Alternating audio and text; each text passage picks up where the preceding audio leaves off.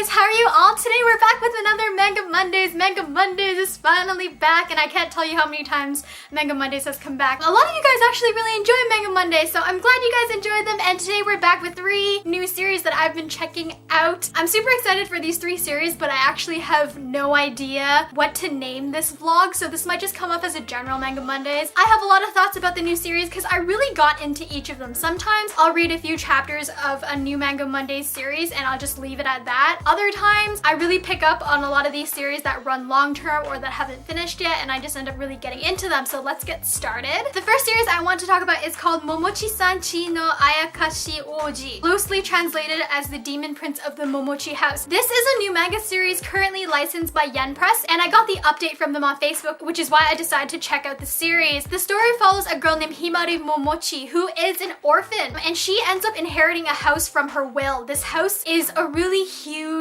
and mysterious kind of house because the house is actually standing as the gate between the current present day world and the spirit world. So this series follows a lot of like supernatural Japanese mythology kind of concepts, and it utilizes that to showcase a lot of the shoujo and comedy and romance that it's going for. Himari visits the house right off the get-go, and she ends up meeting the guardian of the gate, who is Aoi. Technically, Himari is supposed to be the guardian because she is the landlady and the owner of the house. However, the gatekeeper Aoi wandered into the house a lot of years ago, and he ended up being trapped inside the house and forced to become its guardian. So it's kind of like a really interesting dynamic, and basically Himari stays in the house despite its dangers because she's trying to figure out a way to free Aoi from the house because technically it's her responsibility. I love the art style because it's very classic shoujo-esque. Some male fans who are not into shoujo might find these supernatural elements quite interesting because Aoi has familiars and you have different demon spirits around the house. There's a lot of action in that respect. There just happens to be a lot of shoujo fluffiness injected in the middle of the series in small moments or in hero saves the damsel in distress moments. I personally like this series because I actually find that it balances action and romance quite well,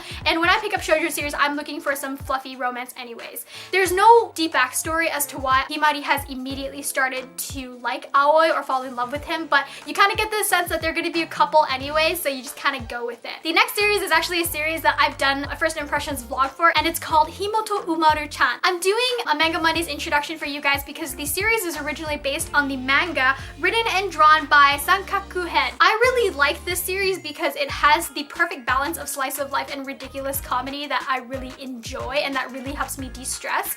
I don't think the series gets enough hype this season. It follows a girl named Umaru who is basically an indoor otaku. So on the outside, when she's in front of society and her friends and her peers, she's a very put together, beautiful, well-spoken, well-mannered girl. When she's inside the house, she is a lazy, good for nothing. I find it a little bit relatable to how we always have to put up a certain image when we go out to meet people. It takes a lot of those aspects and polarizes them to create a lot of comedy. In this sense, the series is quite entertaining to watch because you're just always waiting for new ridiculous things that Umaru can do because of her double life kind of setup. The series is still ongoing, and we've got about 110 chapters so far. The anime takes a lot of these everyday snapshots and rearranges them to group them thematically in every episode. The second episode took a lot of different moments and scenes and backstory panels from Ebina's character and then strung them together. Versus in the manga, it jumps around a lot and it really kind of keeps you on your toes. It's very different from the anime setup that tries to keep things strung coherently together. The manga is much more spontaneous and erratic in the pacing, and I think it goes along really well with the nature of the story. Also, the art style is a really big main point in Himouto Umaru-chan because you're getting the most of Umaru's transformations from her outdoor pretty look into her indoor lazy look through the art style. She's like chibi eyes when she's inside versus on the outside. This is one of the series where the art style really contributes to the storytelling in the manga versus just the general stylized way that the artist draws. The way that the story is visually presented actually contributes to the impact of the story and the gags. Third series is called Hatsukoi Monster. Hatsukoi Monster is about a girl named Kaho Nikaido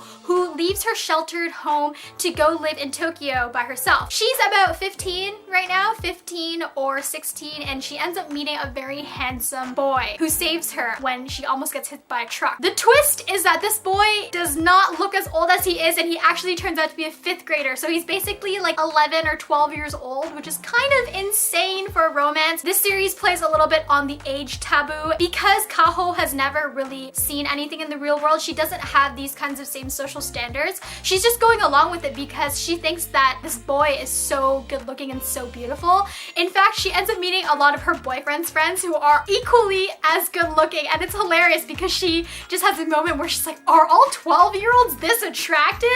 And she's just a really entertaining girl. She reminds me a little bit of Reiichiro-sama from Inu X Boku. They also kind of look very similar. Hatsukoi Monster, in a more serious perspective, is a series that's trying to delve into love when it comes from two completely different lifestyles. Both of them have like a different upbringing, and it showcases a different kind of relationship dynamic, because versus where it's always the guy who's taking care of the girl, sometimes Kaho has to look out more for Kanade just because she's more emotionally mature than he is. Finally, this is a last minute addition to the Manga Mondays vlog. I wanted to show you guys a new manga series that I recently purchased volume 1 for. It is called Milkyway Hitchhiking. I picked up this book because of how gorgeous the art on the cover is. It is translated from an original Korean manhwa. The author is called Sirial. This is licensed by YenPress. There are 2 volumes out. The series follows a magical cat named Milkyway who transverses time eras and historical periods and countries and people to grant wishes. I really like the perspective of this. When you follow a cat, it can easily blend into the background and it doesn't have to get as involved in human lives. Milkyway really enjoys granting wishes for people and helping them out. Sometimes it's helping them solve some sort of conflict in their lives. Sometimes it's giving them closure on something that's happened.